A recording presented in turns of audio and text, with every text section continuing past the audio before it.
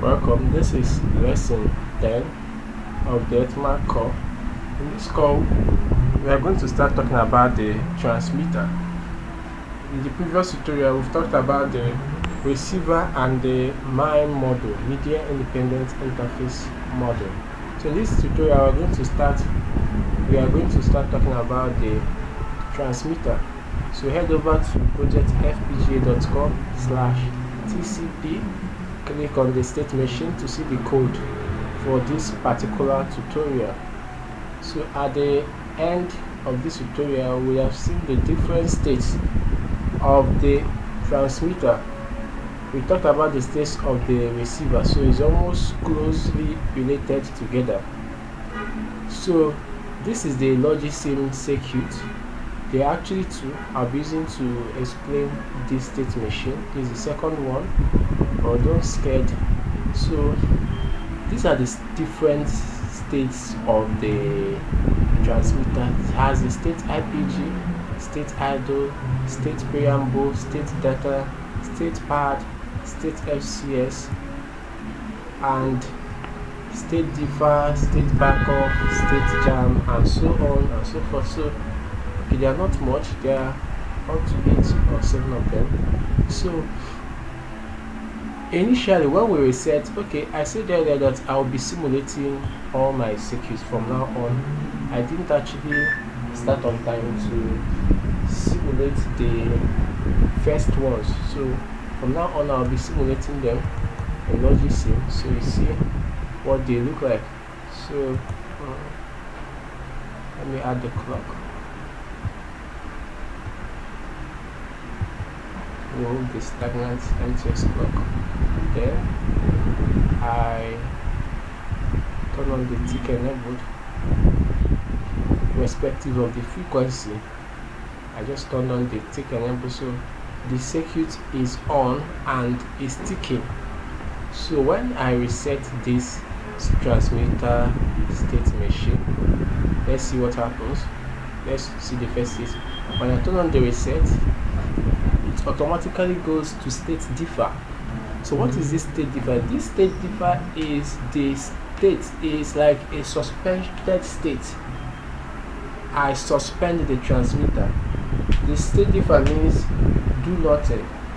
It's not going to transmit, it's not going to do anything, stay in state differ. So when I turn off this state differ, it's going to go first of all to state IPG, then is going to come on to state idle. Okay, yes, the start IPG is going to come on, it goes to state IPG. The state IPG is the interpacket gap. We talked about this when we were studying the receiver. Is that 960 nanoseconds we talked about when we were talking about the receiver is still the same here.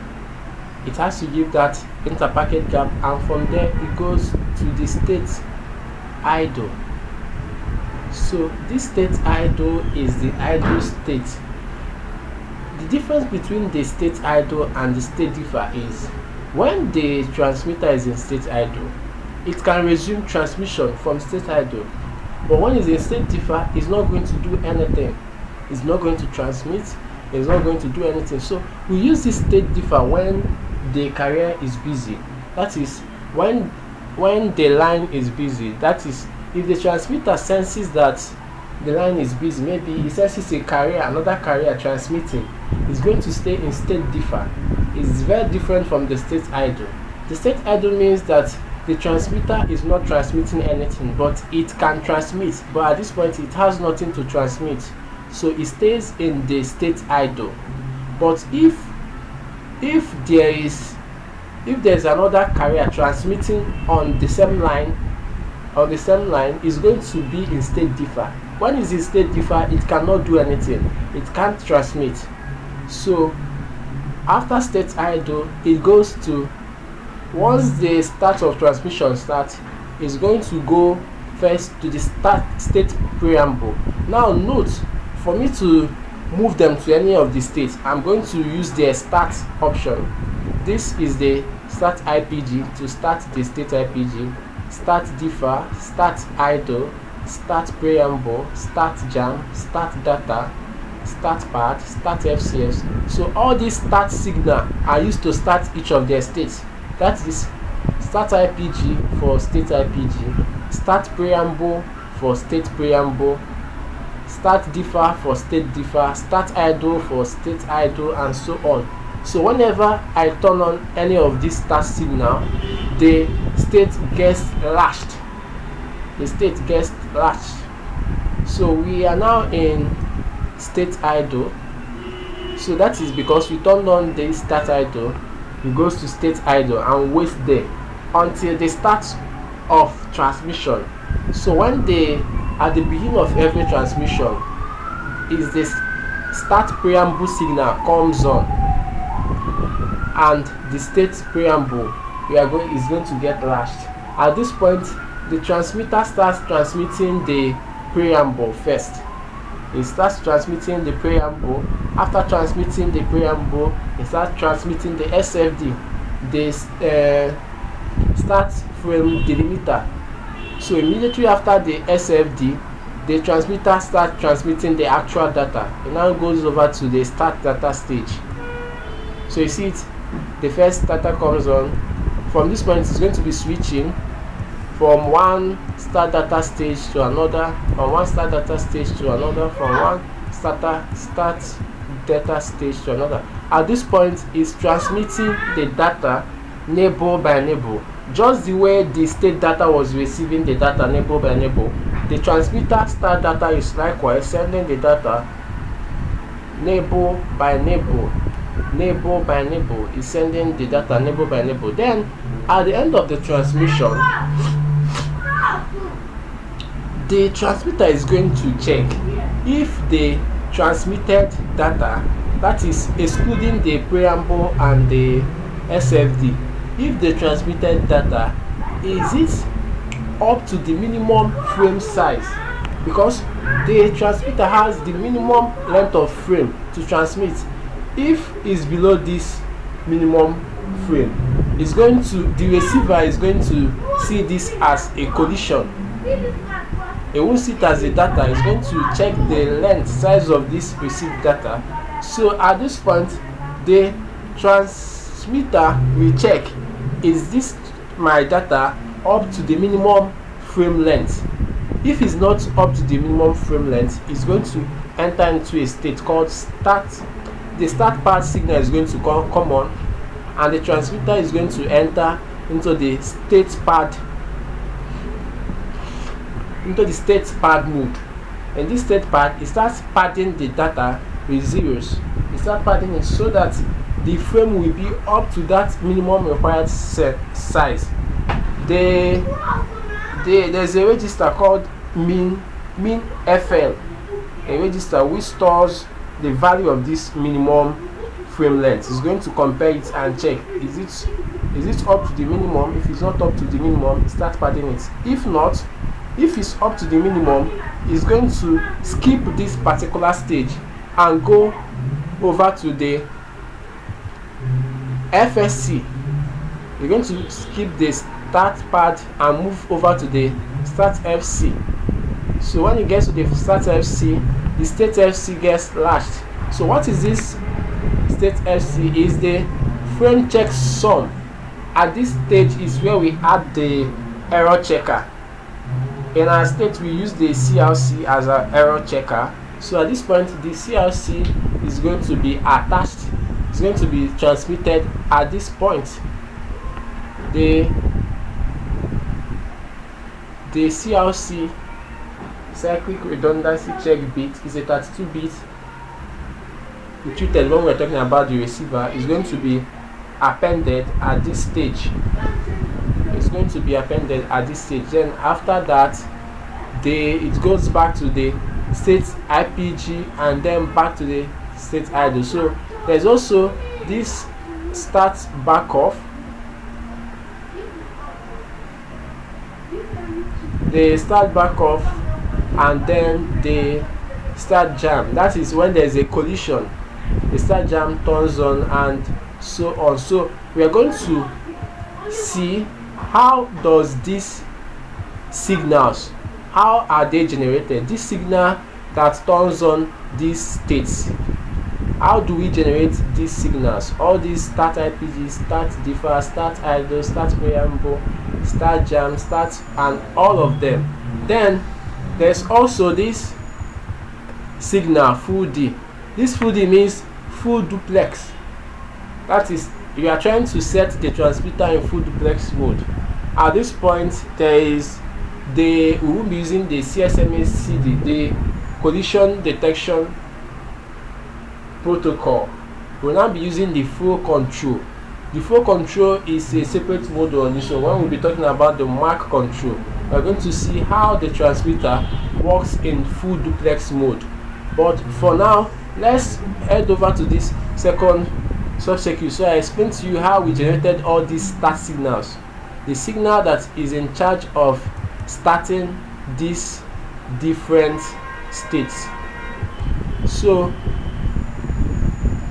this is, don't try to learn the circuit, just understand it. By the time you go through the code, the verilog code, you are going to, everything is going to be clear to you. So try to get the explanation first. So this sub-circuit here, is what we just created already. It's the same with this. Is this what you just did now? So that is the same with this sub-circuit. So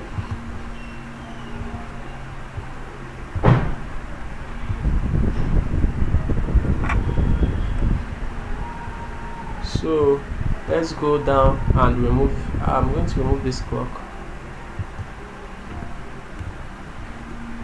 Let's go back to and see. Don't try. I'm going to make it very simple and explanatory.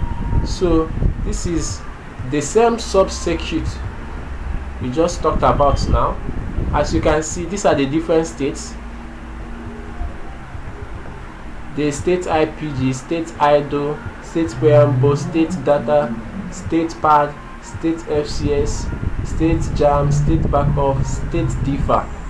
And these are the start, all those start signals. The start IPG, start differ, start idle, start preamble, start jam, start data. So these are all of them. We are going to see how they are being generated, because we know that whenever any of them is generated, if the state gets latched, we go into that particular state. So just like we discussed earlier, okay, the clock is here already. Just like we discussed earlier, that whenever we reset, it goes. So just like we spoke earlier, whenever any of the start signal comes on, the state gets latched. So whenever any of this signal comes on, this state gets latched. It enters this state. That is, if you turn on this start preamble, we enter the state preamble and it starts sending the preamble, the zeros and ones. So let's see them briefly. So we start from beginning by resetting. We're going to start by resetting our transmitter, and let's watch closely what happens when we reset it. It goes straight to the state differ. Now one is in state differ. Watch, the start IPG is already on. Now whenever we turn off this reset, it goes to state IPG and back to state idle. When you go to the verilog code, you are going to see how this works, but try to get the explanation. Before you enter the state idle, you must pass through the state IPG. You pass through the interpacket gap. You must give that 960 nanoseconds gap before you go. So that gap shows that it gives the demarcation between two frames. The demarcation between two frames, that is, at the end of each frame, you are going to give that IPG gap, then go into the state idle and wait for the next frame to be sent. So now the next state, as we know, is the start preamble. So the state preamble is the first state of data transmission. So let's see how this state preamble comes on. And we know that to turn on this state preamble, we have to first of all give the start preamble signal on. So let's see how this start preamble signal comes on. So for this start preamble signal to come on, let's see what is responsible for it. So this is the AND gate that turns the state preamble signal on, and whenever it's on, it goes in through this place into the sub circuit. So you can see all this start signal, all of them going into this sub circuit through this. See all of them. This is the start preamble going into the sub circuit. This is the start data signal, full duplex signal. This is the start pad, the state FCS, the start backoff, and so on and so forth. So let's first of all see what turns on this start preamble AND gate. So the first thing is this. This is called the carrier sense. The carrier sense bit. Did you see what happened? Let me turn it off. The carrier sense. We are talking about this AND gate here. So the first signal is carrier sense. This is it. This is the what we are talking about. This carrier sense here is this first signal that is part of this transmission. This is it here. So what is carrier sense? Carrier sense is the signal that senses whether the transmission line is idle or not. Whenever it senses that the transmission line is busy, that is another host is transmitting, the carrier sense turns on. It says someone is transmitting, therefore wait. So that is what you're trying to tell, that you can't start this start preamble when this carrier sense is on. So it means that for this start preamble to come on, the carrier sense must be off. And whenever this carrier sense is on, let's see what happens when we turn on this carrier sense. It goes to the state differ, just like we talked earlier. The state differ means that the line is busy. It stays in this state forever until the line is not busy. Now whenever the line is not busy, it is now going to go to the state idle, that is waiting for transmission. So state differ means the line is busy, therefore do nothing. So let's watch again. The next bit, the next signal is the state idle. The state idle, for you to enter into the state preamble, it means that you must be in the state idle. You must go from the state idle to the state preamble. And then lastly, this signal here is the TS start from. TS start from signal. This TS start from marks the beginning of data transmission. TS start from marks the beginning of data transmission. You see, when I turn it on, okay, let's take it one more time. Let me reset this. Let me reset the circuit. Now it goes to the state idle. In the state idle, then the carrier sense is off. Then I turn on the TS start from. It means this signal shows that start data transmission, and once the TS start from comes on, it starts transmitting the state preamble.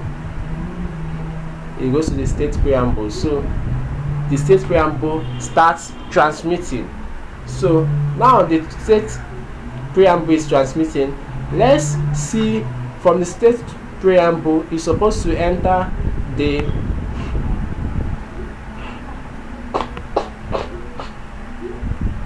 state data. Now let's see what is responsible for turning on this state data. So let's see this start data signal. Where is it? This is it. So this start data is in two. The start data bit 1 and bit 2. So let's bit 0 and bit 1. So and it has to start from bit 0. So this is for the bit 0. Let's see what actually turns on this bit 0. So you know that during data transmission is moving from start data 0 to 1 is interchanging, sending the data neighbor by neighbor. That is how the receiver also receives it neighbor by neighbor and matches it together to form the RS data. So the same for the TS state machine, it sends it neighbor by neighbor, sending it neighbor by neighbor. So let's watch this and see how the state data comes on. Now we are still in the state preamble. Let's see what turns it on. Now first of all, to turn it on, this signal must be off. Let's see which signal. Collision. There must not be collision. Collision means that during the state preamble transmission, that there was no collision with another. If during the state preamble transmission the transmission there was a collision with another transmitting data, this collision signal is going to come on. So for you to start transmitting the actual data, it means that there was no collision during the period of the preamble transmission. So that is why this signal must be off, that there must be no collision. Then this OR gate, which gives two conditions for it. Now the first condition is 1, you must be in the state preamble. Yes, you have to move from state preamble to the state data. And then the next is that the enable count must be equal to 15. So we are going to see this enable count when we are going to be talking about the transmitter counter. So but just like we have this enable count in the receiver counter, when we talked about the receiver counter, it counts enable, how many enables have been sent. It means that enable count equals 15, means that we've sent 15 enable since the start of the preamble. Now 15 enables divided by 2, it means enable count 15 means on the 15th count, that means it has sent 14 enables. Then on the 15th count, start data transmission. Now 14 enable means 8 bytes, 7 bytes, sorry. 14 divided by 2 is equal to 7. That means 7 bytes. And that 7 bytes means that the preamble we sent are 7 bytes of preamble. That is the size of the preamble. The preamble is 7 bytes. That is after sending 7 bytes of zeros and 1 at the preamble, is now to send the actual data. So this is how we can start data transmission. Once you go to the state preamble, the enable count start counting. Once is equal to 15. This is the signal we are talking about here. This is the signal. Once the enable count is equal to 15, start data transmission. So, but there's another condition again for going to state data 0. This is the second condition, that the TSN form, that is at the end of data transmission, and what again, is in state data 1.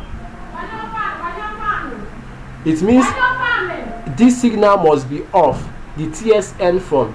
Just like we have the TS start form, the TS start form marks, the signal marks the start of data transmission. Therefore the TSN form also marks the end of data transmission.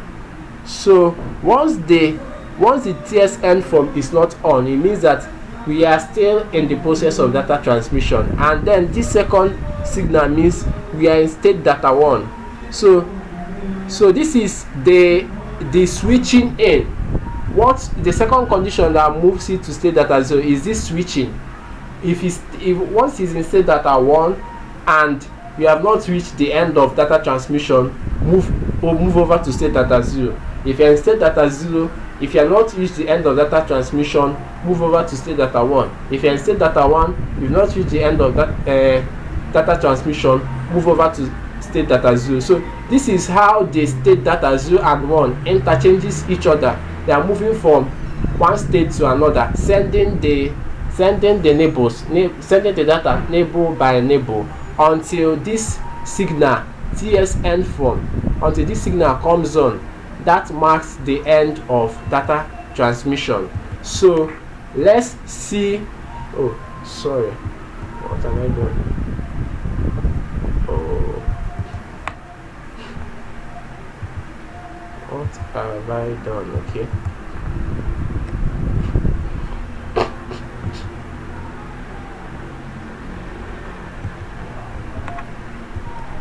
so let's go back to the state machine. Hopefully we are still okay. Yes, we are still in state preamble, and we are still, the TS start from is on. So let's move over to state data, and the first state data we are going to go over to is the state data 0. So the first condition is that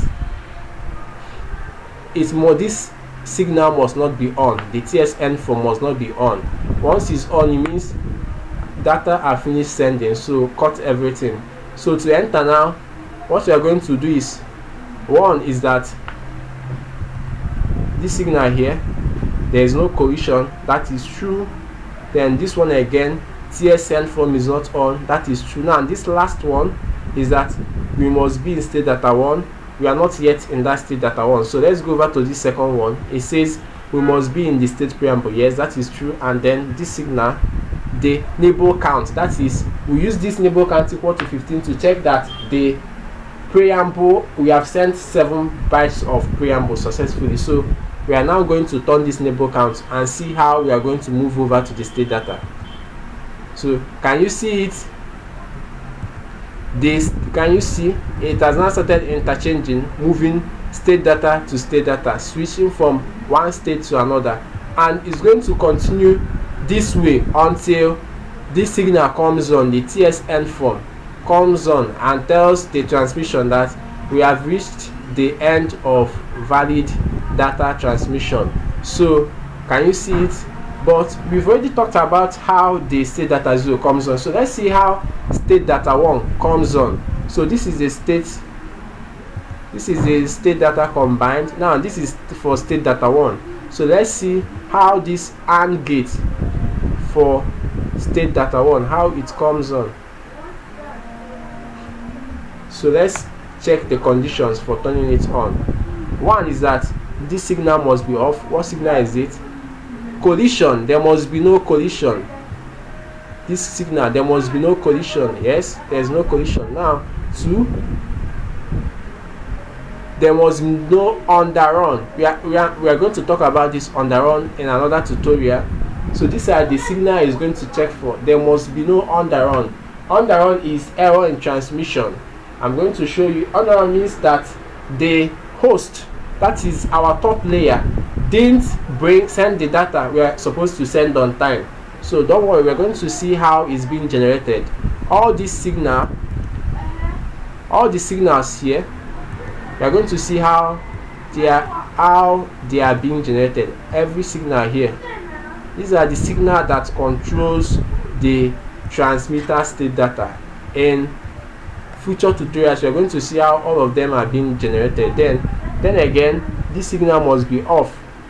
That is, max frame must be off also. Max frame signal means that we've not reached the maximum number of frame, transmission frame. Maximum frame, we set this bit in our register.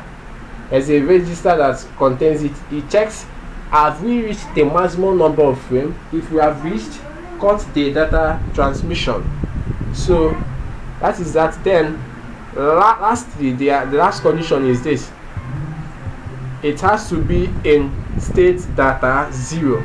So for you to go to state data 1, you have to be in state data 0. For you to go in state data 0, you have to be in state data 1. But for you to enter into the state, you have to be in state preamble and there should be no collision. Okay, neighbor count will be equal to 15. Sorry. So now the data transmission is ongoing.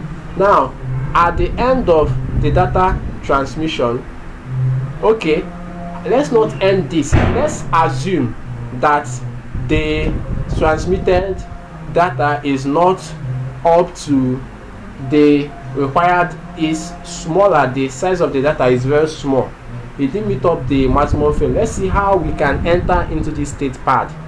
And you know, for us to enter state pad, we have to turn on the start pad signal. So let's find this start pad signal. This is the start pad signal here. So this is the signal that turns it on. This is it.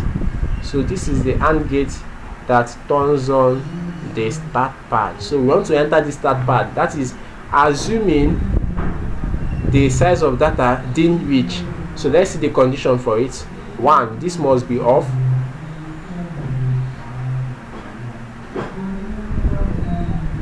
Okay, yes. Now this is what I'm talking about. Enable minimum frame length. Enable minimum frame length. Whenever this signal is off, it means that we didn't reach that minimum size of frame length. Enable minimum frame length. If you didn't reach that enable minimum frame length, then let's see, that is what we are talking about, that this signal must be on for you to know that you've exceeded the size of data, you've reached the minimum size of data. So whenever it's off, it means you didn't meet up. That is one of the conditions for going into state pad. Then another condition is this signal must be off. Collision, there must be no collision. That is true. That is to mean whenever there is collision, it goes into state differ. But let's see, let's continue. Then this signal must be on. Okay, you must set the pad signal. This pad signal comes from our register. So when you go to the register and you set this pad bit high, it means that you accept padding. That is, if it doesn't meet up that minimum frame length, pad it. But if you turn this padding off, this pad bit here off, if you turn it off, it means that even if you didn't meet up that minimum frame, do not pad. So then the next condition is this. You must not be okay. You must have reached the end of frame transmission. At the end of frame transmission, that is when you are allowed, that is when you will be able to check, because now you are still transmitting. Data transmission has not ended. That is only when the data transmission has ended that you can know that yes, this data I've sent is small. And then again, you must be in state data what? You must be in state data 1. So let us move this to state pad using all the conditions we've talked about. So to go into state pad, let's end the transmission by turning on this signal on. Let's remove this and turn on TS end form. Transmission has ended, but there is a little bit of mistake here. We have to turn on padding, and there's the last condition which we didn't meet. We must be in state data 1. State data 1 has to be on. So let me try a piece around about it. Let me get it. We have to find a way to, let me turn on this state data 1. Let me turn it on again from here.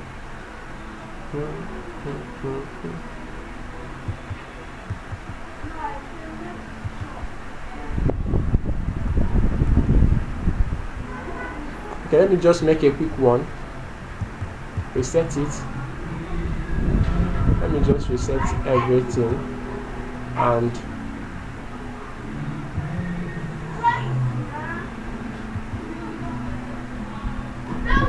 so if you turn on the padding first, then enable count 15 now. Yes, we are there. You know, initially when we turned on the padding and ended the TSN form, when we turned on this TSN form, our state data was in state data 0. So automatically it has to be in state data 1. That is, if you start the data transmission, must start from state data 0 and end in state data 1. If you start from state data 0 and end in state data 0, that means you didn't send a full byte at the end. You must start from 0 to 1 before you send a complete byte. So that is why data transmission must always start from 0 and end in 1.